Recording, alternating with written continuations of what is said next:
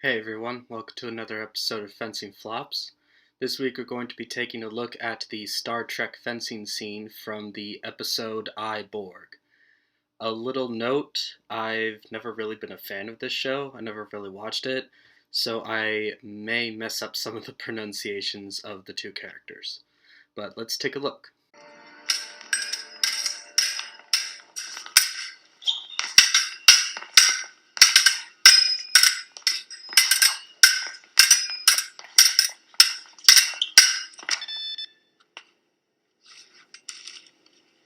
I don't think I like this sport. Okay, let's go ahead and stop right there. First of all, I like the effort that they put into this scenario. The strip isn't actually regulation. It looks like it's a little bit too short and doesn't have the full markings of it, despite the fact that it has all those squares in it, which I assume is just to make it look futuristic.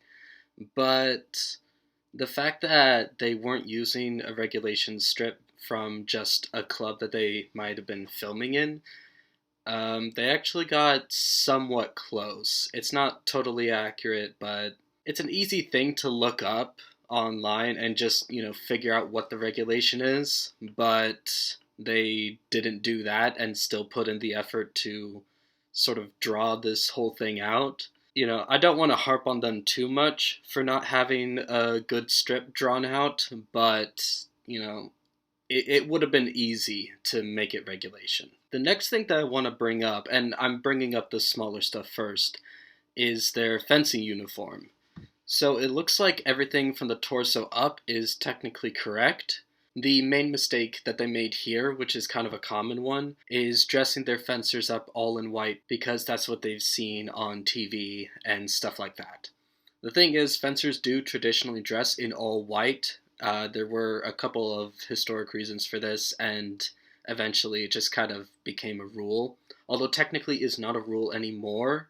Fencers can technically dress in different colors, although this was a very recent rule. But even though what they're wearing on their torso is correct, their pants are not technically correct. Fencers wear something called fencing pants, also known as knickers or breeches, which are basically these white pants that go down and stop at the knee, and then below that are knee-length socks. So the socks are actually very commonly used with off-white colors, such as to represent the colors of a club or something like that. I'd say maybe half the time they are in white, though. So in this, it looks like they just have white pants. It doesn't look like their shoes are really shoes meant for athletics. They look small and they don't look that supportive. But I'm not really going to hold this against them because that's a really small detail. But obviously, fencers depend a lot on footwork, and so there's a big market for having good shoes. And then the very last thing are their masks. Now, this is a little bit more relevant because there's something a little bit odd about these masks. And actually, this kind of applies to their gloves as well. There's technically nothing wrong with their gloves, but they are silvery, which is the same color as the masks that you can see.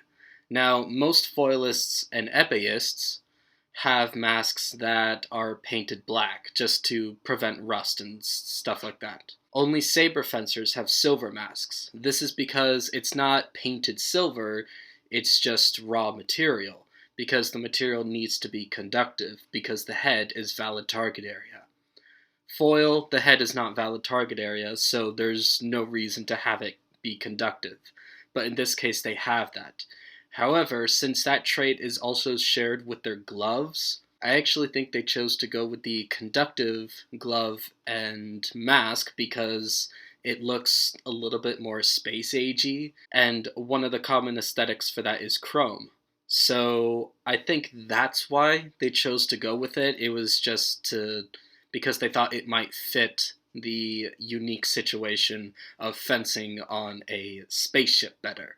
The other thing about the mask is the bib.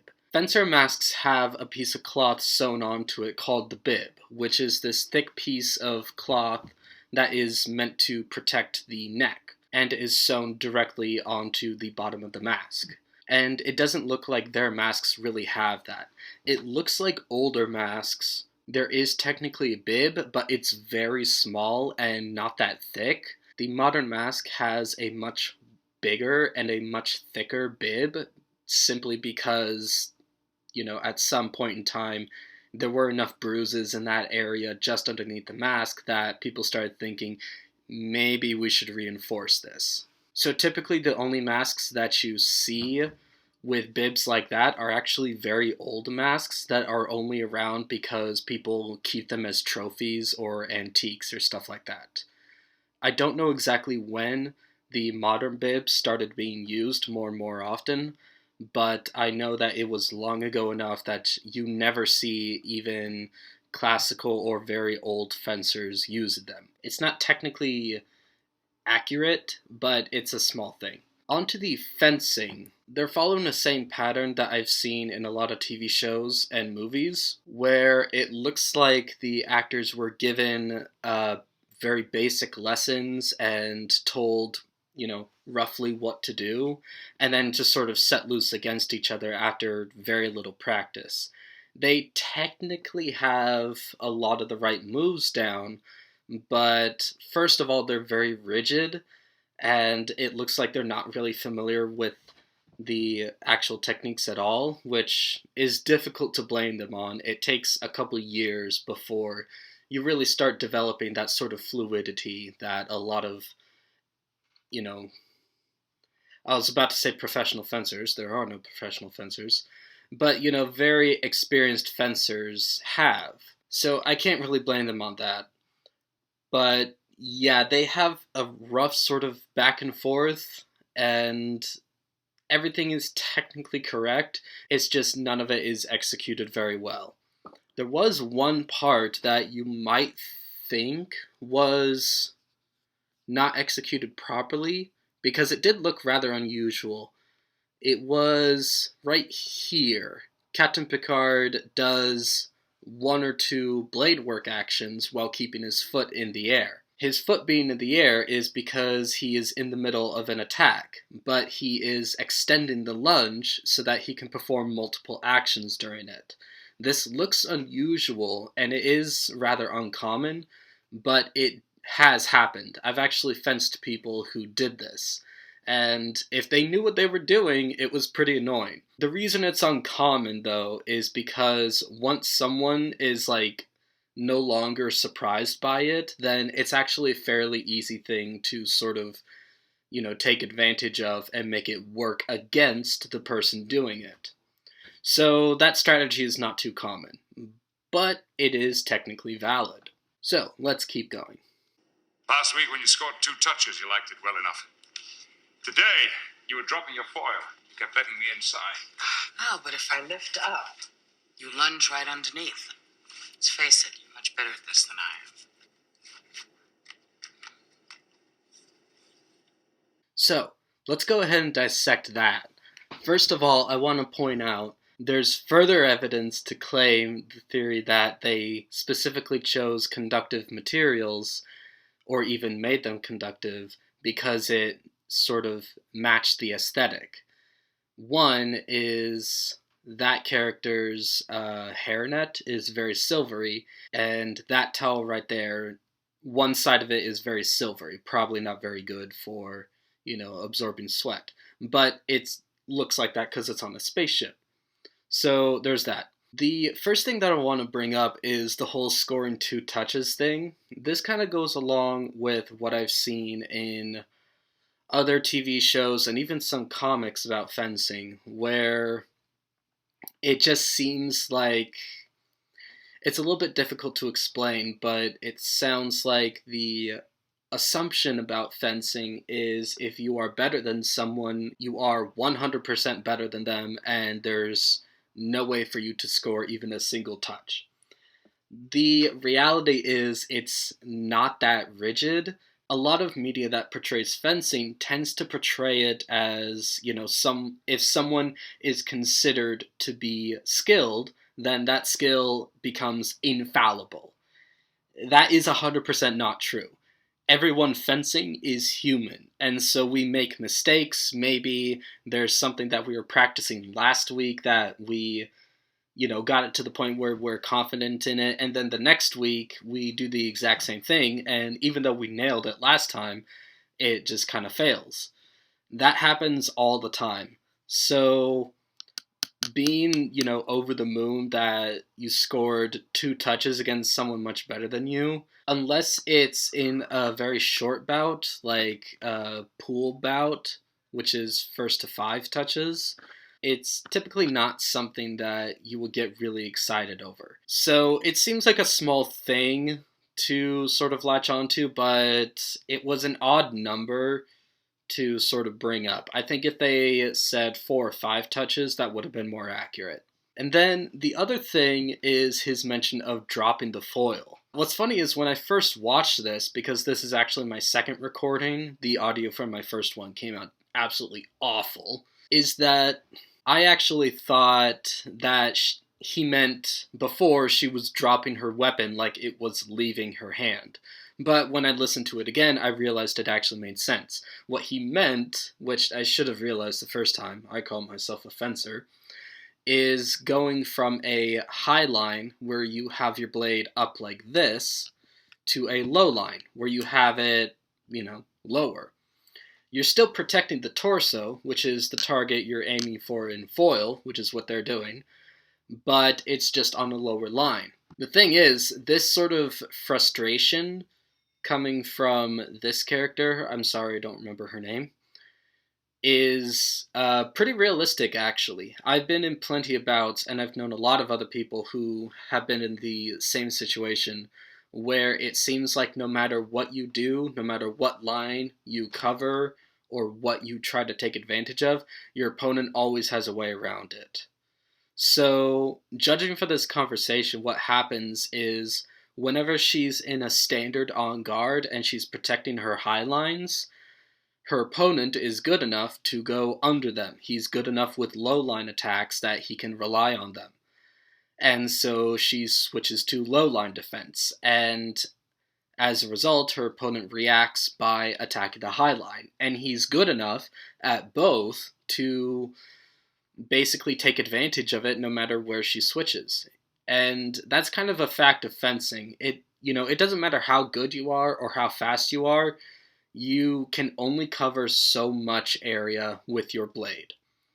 So there are, strategies and things that you can do to sort of further that. Like, I think if that was me and my opponent could attack me basically anywhere at will, then I would either use footwork and retreats to further the distance and keep them further away until I can, come up with something else to do, or I would, possibly bind their blade, make it harder for them to attack. And so there are, a lot of things that you can do, but that whole feeling of if I defend here, they're going to go here, but if I defend here, they're going to go there. And sort of that feeling of hopelessness against a much better opponent is unfortunately very, very realistic. So, yeah, their conversation there actually makes a lot of sense. So, good job. Shall we go again?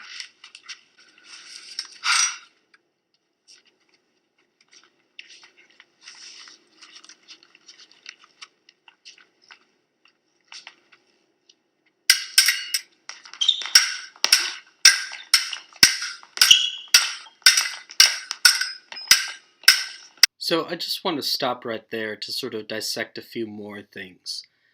First of all, they start much too close to each other, but I don't really want to hold that against them because that was clearly a filmmaker's decision, because I understand filming fencing can be difficult, and so the choice to have the fencers start much closer to each other is rather common, because I'd imagine it just makes it easier on the camera and selecting the right angle. And then one other small thing that seems rather inconsequential, but it's something that really annoys me whenever I'm trying to teach someone fencing, at least foil, is this position right here. Their blades are supposed to be in line with their arms, At first, it's harder to do with a French grip, which are those longer grips that they're using, than with a pistol grip.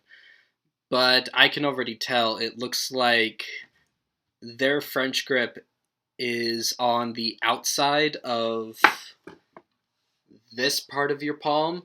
So it's out here, and it should be in here. So it comes to the middle of the wrist, which they're not doing. And that's kind of, it just annoys me. But we can see that they've definitely been shown a few tips and tricks on, how to fence, but they don't really know how, like, a bout is actually fenced. Because you can see right here, they're sort of devolving into not really fencing, just hitting each other. A few times they're making more sweeping attacks. A lot of times they're pulling their arm back before they attack. That's something you do not want to get into the habit of, because it's just, it delays your attack, and more importantly, it lets your opponent know, I'm about to extend, so you better get ready. You want to extend and attack from a very neutral on-guard position. And then they're also not following rules of priority at all.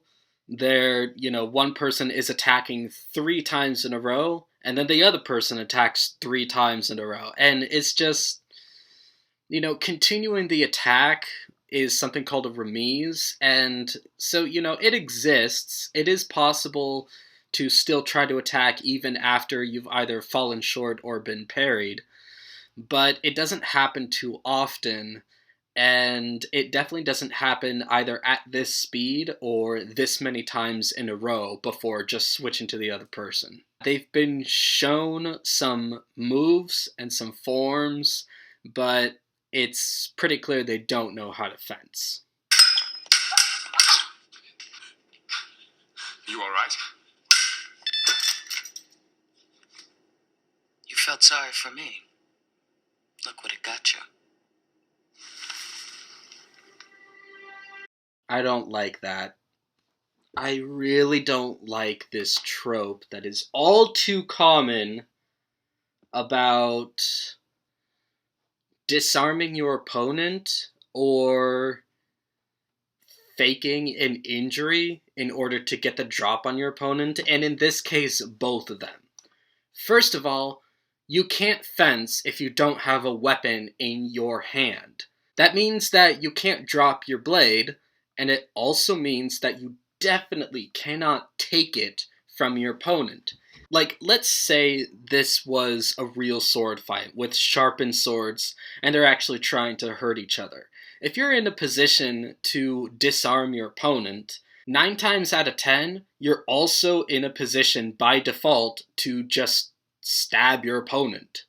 So why not do that? It removes an entire step out of the equation. So I really don't like that this is seen so often in media of the whole, disarming your opponent.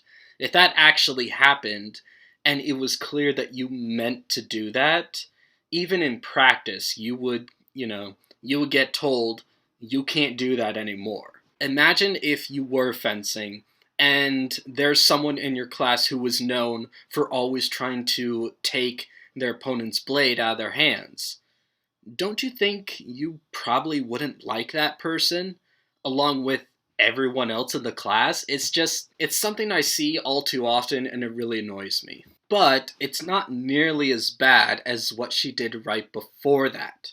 She faked an injury to, get the drop on her opponent. This is fine in a life and death scenario where you're actually fighting someone. In a fight to the death, there's no such thing as cheating.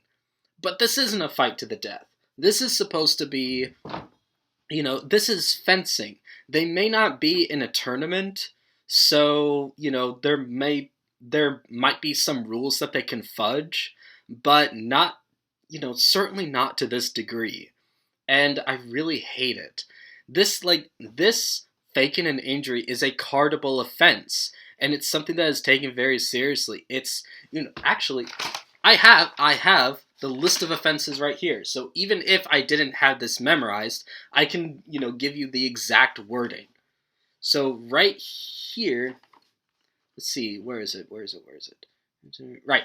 So right here, it says interruption about for claimed injury / cramp not confirmed by doctor. So basically, if you stop the bout and you tell someone, I'm injured, I'm not feeling too well, I need a couple minutes rest, that is considered interruption of bout.